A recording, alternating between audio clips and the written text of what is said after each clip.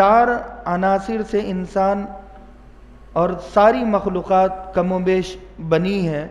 انسان کے علاوہ جتنی مخلوقات ہیں انسان کو چھوڑ کر تمام مخلوقات 4 عناصر سے مل کر بنی ہیں: آگ، پانی، مٹی، ہوا. لہٰذا کچھ مخلوق آگ سے بنی ہے جیسے جنات ہیں، اور کچھ مخلوق پانی سے، کچھ مخلوق ہوا اور کچھ مخلوق مٹی کے ملنے سے. تو اللہ تبارک و تعالی بتاتا ہے کہ میں اس سے زیادہ طاقتور ہوں. جب مؤذن اللہ اکبر کہتا ہے نا تو اللہ سب سے بڑا ہے، آگ سے بڑا، آگ کی مخلوق سے بڑا، یعنی جنات سے بڑا. اللہ کی طاقت جنات کی طاقت سے زیادہ طاقتور ہے اللہ. جنات اللہ کے سامنے کوئی بھی حیثیت نہیں رکھتا ہے. تو بالکل ایسے ہی پانی آگ کتنا طاقتور ہے. رشیا میں آج سے تقریباً 14 سال پہلے ایک آگ لگی کہ وہاں پر کنویں کی کھدائی ہو رہی تھی، اور تیل جب نکل آیا اور غلطی سے مشین کی خرابی کی وجہ سے آگ لگ گئی، تو غالباً کئی مہینوں تک اس آگ کو بجھایا گیا مگر وہ بجھتی نہیں تھی. آگ کی طاقت کے سامنے انسان کچھ بھی نہیں ہے. اگر آگ پھیل جائے تو انسان بھاگ جائے، آگ کے سامنے انسان ٹک نہیں سکتا.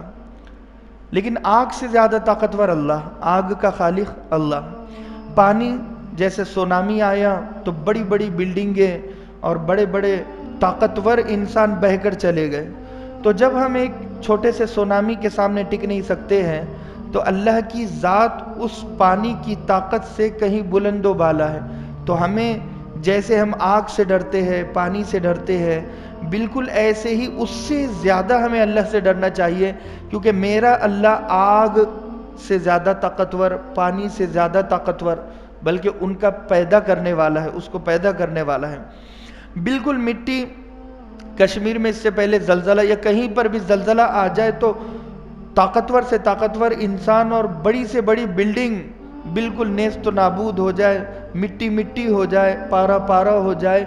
یہ ہمیں زمین، پوری زمین ابھی ہلی نہیں ہے، صرف زمین کا کچھ ٹکڑا ہلا ہے تو انسان ڈر جاتا ہے، سہم جاتا ہے.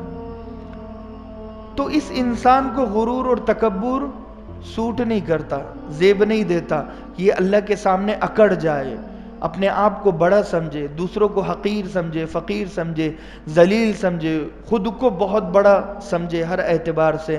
نہیں، یہ اللہ کے سامنے تم کچھ بھی نہیں ہو، اللہ کے سامنے کچھ بھی نہیں ہو. ہوا، قوم عاد کو اپنی طاقت پر فخر تھا، کیونکہ پہاڑوں میں جس نے گھر بنائے تو وہ معمولی قوم ہوگی. من اشد منا قوہ، وہ کہتی تھی کہ ہم سے زیادہ طاقتور کون ہے. اتنی طاقتور قوم غرور اور تکبر میں پڑ گئی. اللہ کو غرور اور تکبر پسند نہیں ہے. 2 لوگ ایسے ہیں جو جنت کی خوشبو بھی نہیں سونگھ سکیں گے اور جنت میں قدم بھی نہیں رکھ سکیں گے، جن میں سے ایک متکبر شخص ہے، تکبر اور غرور کرنے والا. قوم عاد تکبر میں آئی، فَأَرْسَلْنَا عَلَيْهِمْ رِيحًا صَرْصَرًا، اللہ نے ہوا کا عذاب بھیجا اور ہوا نے انہیں اڑایا اور ایک دوسرے سے ٹکرایا اور وہ زمین میں گر گئے، تباہ و برباد ہو گئے، ہلاک ہو گئے. کیوں غرور اور تکبر کیا؟ نہ کرتے، اللہ کے سامنے بھی اکڑتے ہو.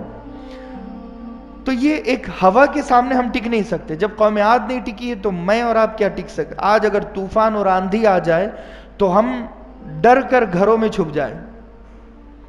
تو آگ سے زیادہ ہم کمزور، پانی سے زیادہ کمزور، ہوا سے زیادہ کمزور، مٹی سے زیادہ کمزور، یعنی زمین سے زیادہ ہم کمزور ہیں. تو ہم پر غرور سوٹ نہیں کرتا ہے. تو 2 لوگ جنت کی خوشبو نہیں سونگھ سکیں گے. ایک ہے مشرک، ان اللہ لا یغفر ان یشرک بہ ویغفر ما دون ذلک لمن یشاء، کہ میرے بندے شرک کے علاوہ ہر گناہ معاف کر دوں گا مگر شرک معاف نہیں کروں گا.